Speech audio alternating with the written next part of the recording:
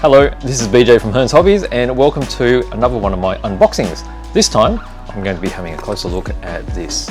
This is the brand new Thunder model LRDG, is that right? Long Range Desert Patrol. Well, actually it's LRDG looking at the box, which is Long Range Desert Group. So Long Range Desert Group was a British, what do you call it? Group? I guess. I don't know the official terms, but they were in the northern African desert, so Libya and Egypt during the Second World War. So I think from late 1930s, 1940s, and they were, as the name suggests, long-range reconnaissance. So more famously would be the SAS. It's actually the Long Range Desert Group, which started this particular method of reconnaissance and also fighting. So what would you call it? Desert raids in small groups. And they knew the terrain so well, they could easily sneak up to the German enemy or the Axis enemy, I guess, at that stage, and wreak some pretty serious damage. Then later on they helped the SAS get into position and continue the fight, and very successfully throughout the Second World War, and I think they continue today. Now this particular vehicle is quite, I guess, typical of the sort of vehicles I use, although this particular version is quite rare. Not many people would know about this because they only use this for about 1 year of their full service. Better known would be the Chev, which was a two-wheel drive truck. And you've probably seen that it's been around for quite a while as a Tamiya kit in 35th scale. And this replaced the Chev truck. The Chev truck was a civilian truck which they used, and they were getting hard to come by. So they found these, which was the Ford. And the Ford was actually four-wheel drive. So it had advantages, but a lot of disadvantages too. But this is a very interesting kit, all brand new. So let's have a closer look at it. Okay, here we can see the front of the box. Really nice artwork, depicts what, you know, it was basically set in. Basically desert, it's all the dust. You can see how they did modifications of cutting down the cab to lower the silhouette, make it harder to see. And also there were a few modifications to make it run better within the desert, particularly condensers and such, so they could save water from the radiator. LRDG, Long Range Desert Group. F30, the Ford patrol truck. And this is a beautiful kit. If you're not familiar with Thunder model has been around for some years now. I particularly like their little kit of the Indian motorcycles. There's a twin kit. Beautiful, lots of photo etch and other accessories. Super detailed for such a small item. Same sort of applies here. Now with the release of this particular kit, they've also released, which I'll bring over here, the limited edition one. Box looks basically the same, but it's got the limited bonus edition here, and they include some resin figures and some resin parts, including 3D printed parts, which we'll have a look at a bit later. Let's check out the standard kit first. Okay, let's open it up. Ooh. Lots of grey plastic, got some photo etch, big fret for, I guess it would be a small vehicle, it would be so big when it's finished, which would be about 15 centimeters, I'd say. Got some resin wheels, which are really nice, 5 in total. And we've got the instructions and such on the bottom. So let's go through step by step with all the bits. Right, here's the first little sprue. We'll go through the sprues first. We've got 2 identical sprue here. And I think it's really clever that a lot of manufacturers are doing this these days. Being able to duplicate a sprue makes the tooling cheaper, which at the end gives us a cheaper kit. So you're getting more value for money. Now if we zoom in on here, look at how nicely it's molded and how clean it is. Okay, so basically we've got seats here, driver's seat, we've got the hubs and all the nuts on such. Inside of the wheel hub, it's a ball end there for the steering. This part I'm not too sure about. Could be for a spare tyre, because the sides are boxes. Got the Lewis gun right here. That's the main armament.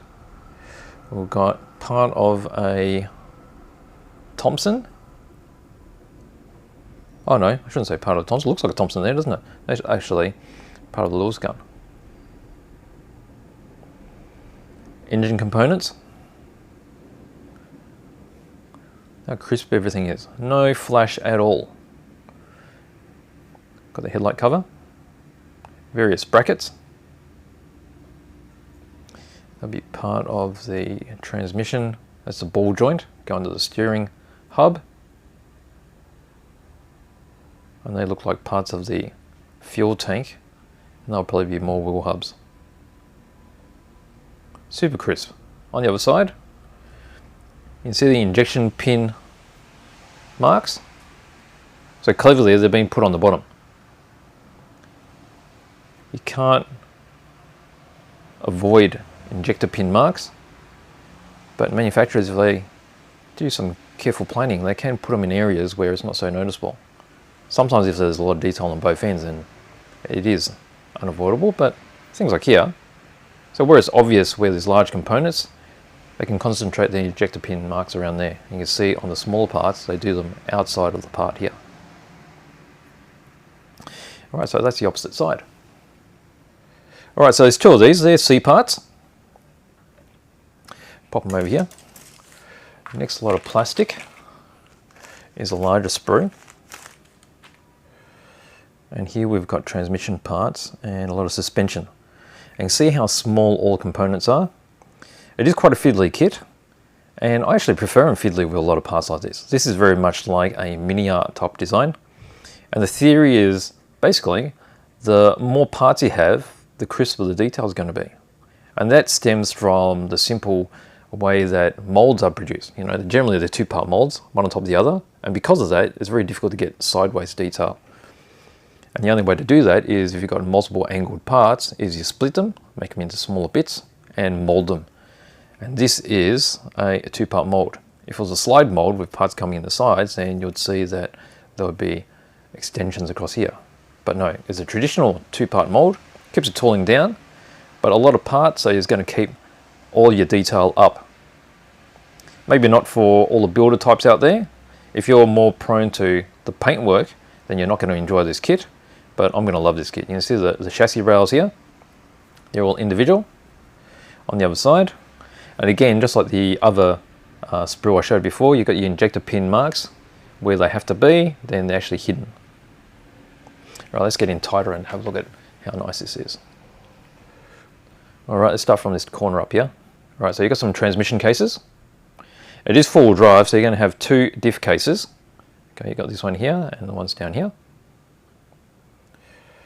These parts look like cabin components. You've got engine fan, the radiator shroud for the fan that goes in there. That looks like part of the dashboard.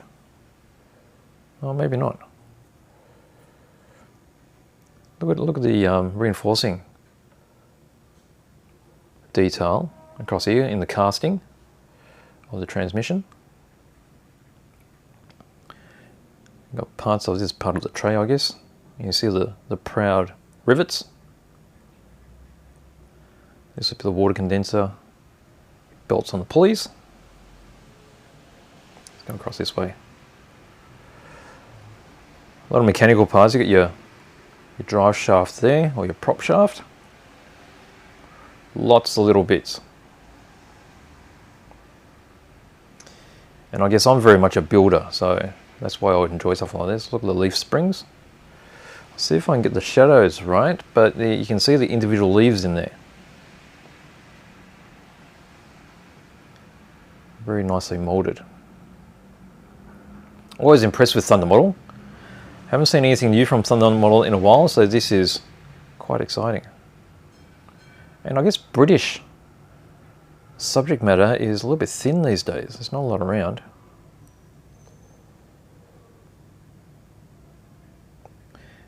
And here we go, there's our chassis rails. And being separate, you will need to spend some time aligning it so it is perfectly true. But just by using a few of the larger bits as sub-assemblies, you'll be able to get this aligned fairly easily. And again, you can see here the hidden ejection marks. Clever. Okay, so that's a big bit of sprue. And we end up with the largest piece of sprue, which is the same size as the box. That's this one. Alright, so this is mainly the tray, as you can see, with a little bit of the cabin. They look like... Oh, what's that? Oh, that's where the spare tire goes, I'd say. Probably on the bottom. Huge tray here. Actually, in the website, the Thunder model website, they do show a variation of the particular truck. So apparently after they used these for a little bit, they didn't like the balance. So they moved the tray further back to shift the weight towards the back when it's fully loaded. And they do show an example of that actually built on the website. So I think that all it needs is, after you build this, you just shift the tray back a little bit, and it leaves a gap between the cab and the end of the tray, and that would have had 2 spare tyres in it. They actually give you 5 tyres here, so you can do that. You'll probably need to do a little bit extra research about how it actually sits, but I think it's quite easy. You just mount it further back. Let's get in tight and have a look at all these bits. Alright, so where am I fully focused? Right there. Let's start from this corner. Alright, so parts of the tray. This part here, which actually is joined in the center here, so that could be a part of the cabin, part of a wheel arch to the front. We'll check the instructions about that. There's your sides to the tray. And you can see the toolboxes. Toolboxes have got little latches and such.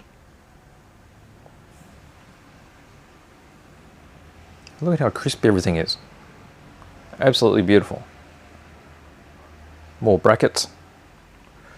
There's the floor, and that'll be the mount for the Lewis.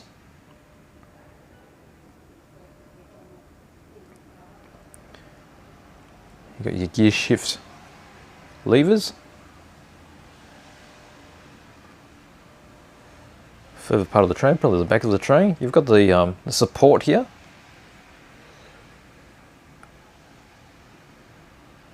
Look at the rivet detail on that. They look like fenders. And then you've got the texture on those steps.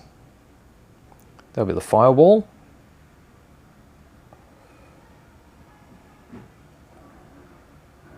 And look at this part here. Super fine. That'll be the supports for the gun, the legs of the gun.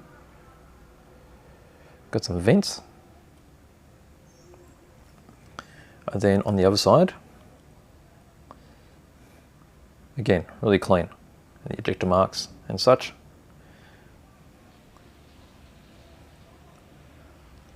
All in areas which aren't so visible. Look at the steering wheel, how nice is that? It's got the finger grips on the back.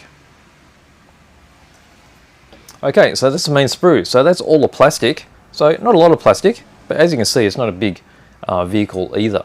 So for the size of vehicles, there are a lot of bits, even though there's only 3 sprue. Okay, what do we have next? We've got some special bits. Okay, so here's photo etch. I won't open this because I don't want to put fingerprints on it.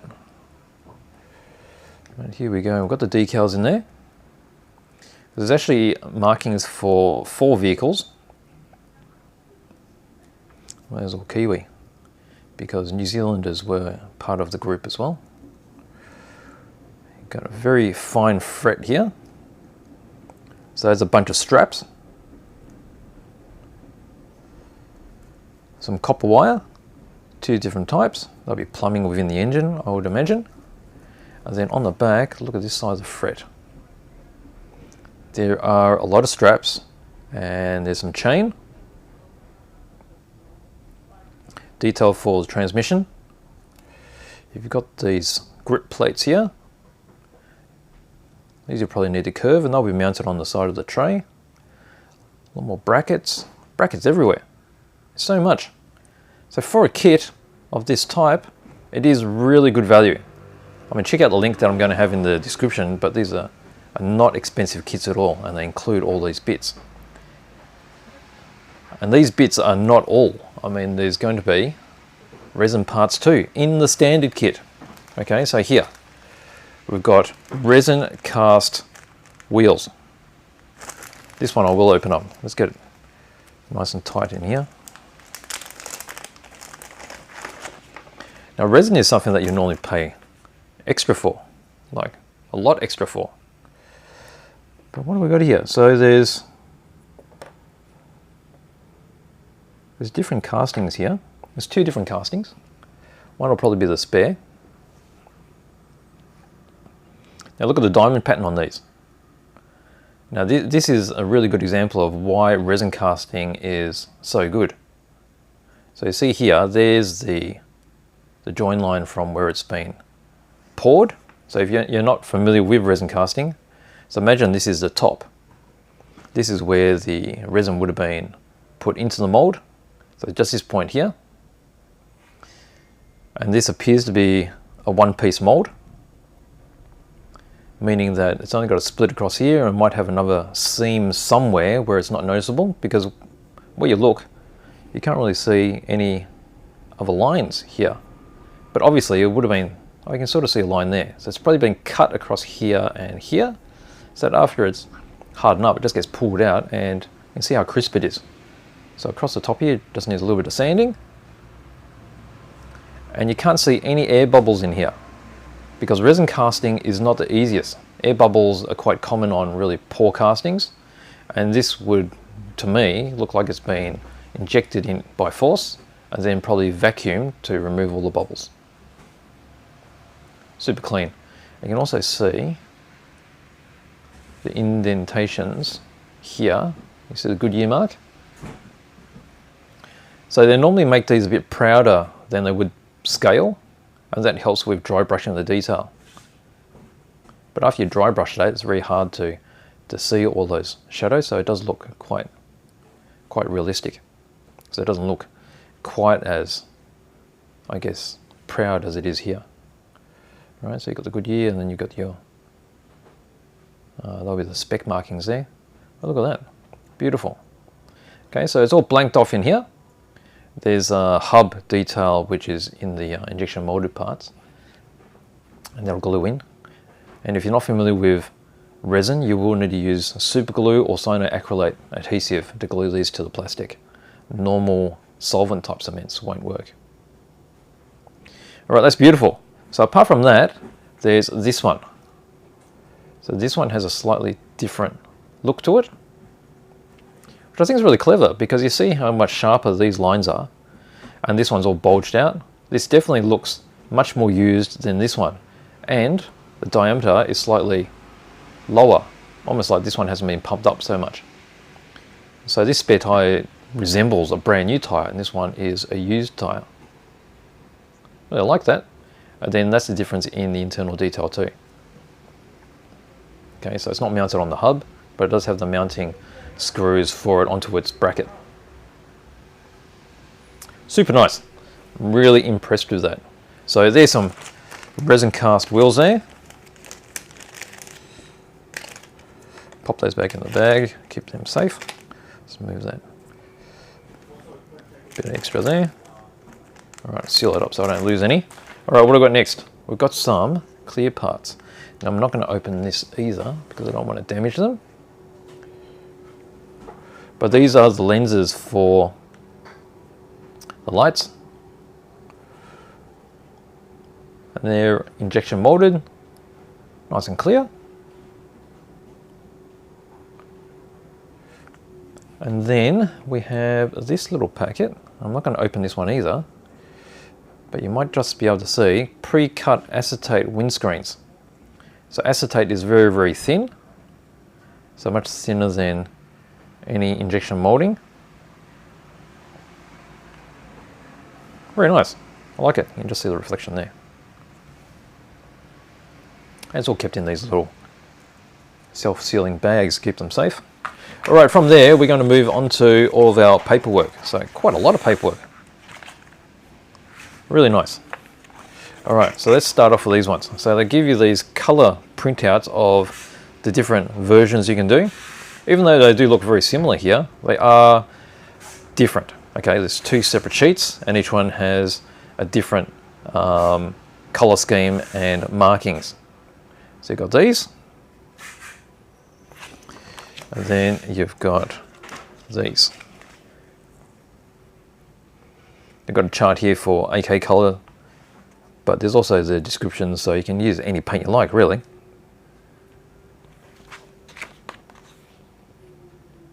Very handy. Now, I was talking about the later version, some were modified with the tray. So the tray was actually shifted back this way a little bit, and the wheel arches actually sat offset, and they had 2 spare tires in here. I'll see if I can get some photos and have those inlaid on the video just to show you what they were about. So if you want to do that version, I think it's not that difficult, but you would need to work out how the tires got mounted onto the back of that. All right, so from there we have this really nice information booklet. So this is written by Charlie Down, and it goes through the history of the particular vehicle. You've got specs, you've got some close-up photos here, so you can use those as a reference. Different versions, you can see here it's also got, well, there's a Vickers and a Boys anti-tank gun. Nice photos of it in action. Different stores, so you can see how they were loaded up. And then, oh, it looks like they've got the color versions here as well. There you go. All right, so there's your history guide, and then we get into the manual. Okay, so here's the manual. I guess the manual is not as glorious as some other manuals, but it does give you all these symbols to follow. Got English, Chinese, and Japanese. And then we get into the building.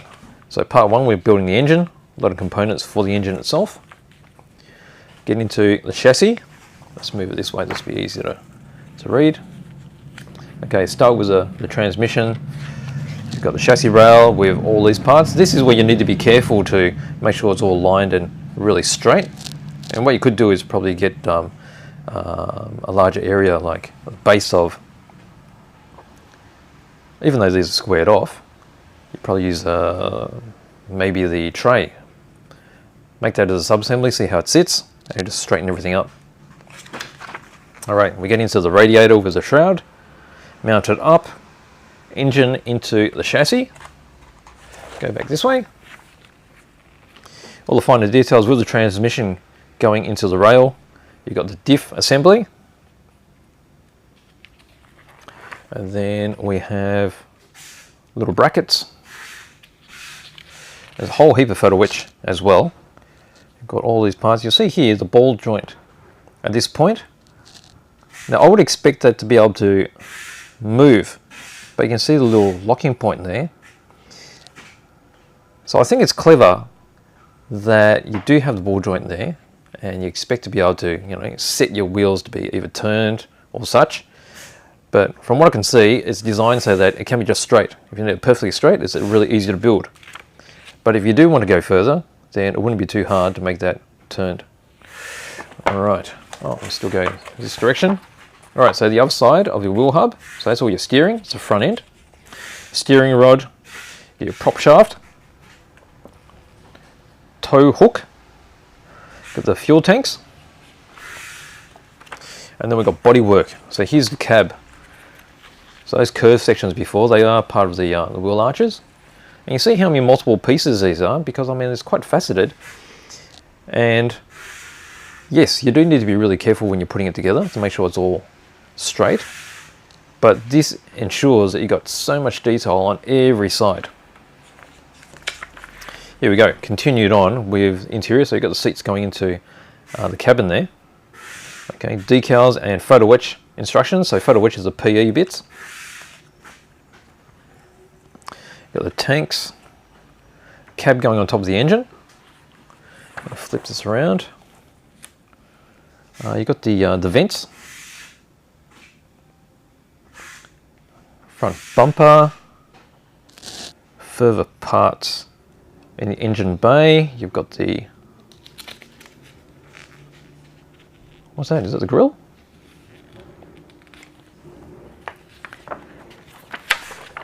And then, oh, still this way. See, it's getting all together now. You've got the condenser here. So basically the condenser was put onto these to save water. So it's attached to the radiator, and you can imagine the desert is going to be so hot, they don't want to lose any of this.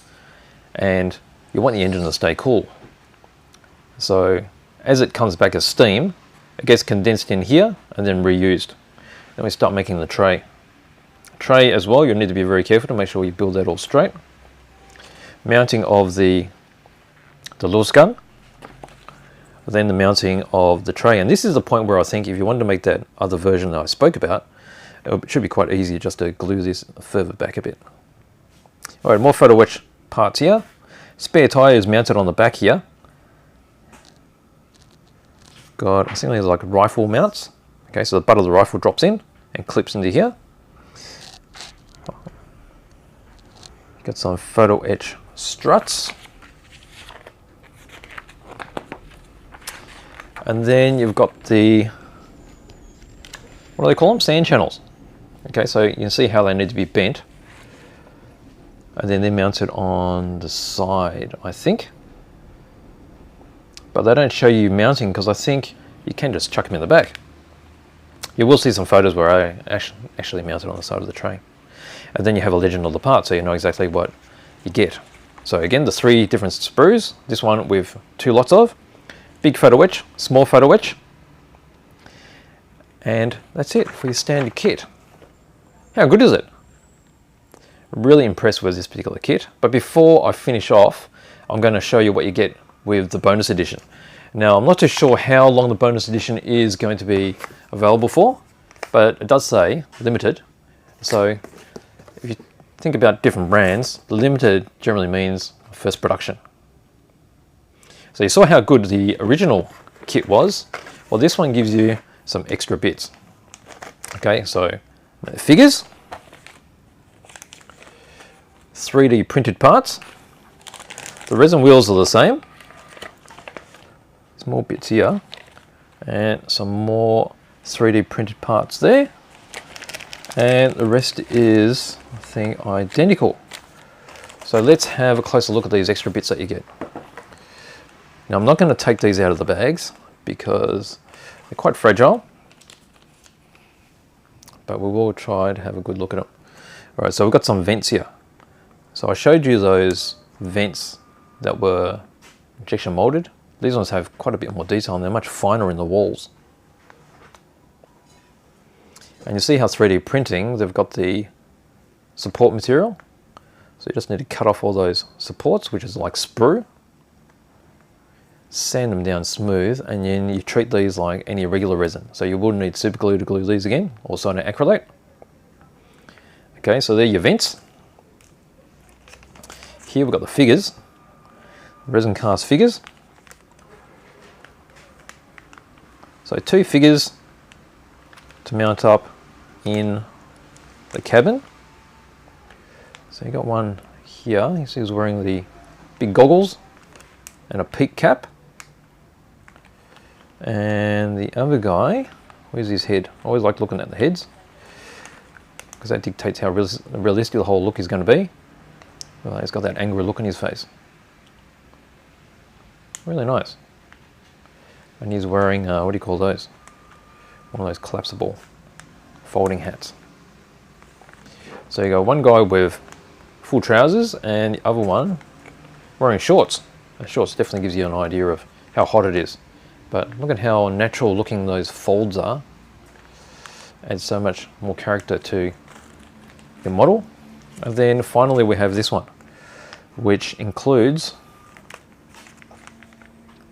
what is that, 3D printed Lewis gun, all in one piece. Look at the barrel there.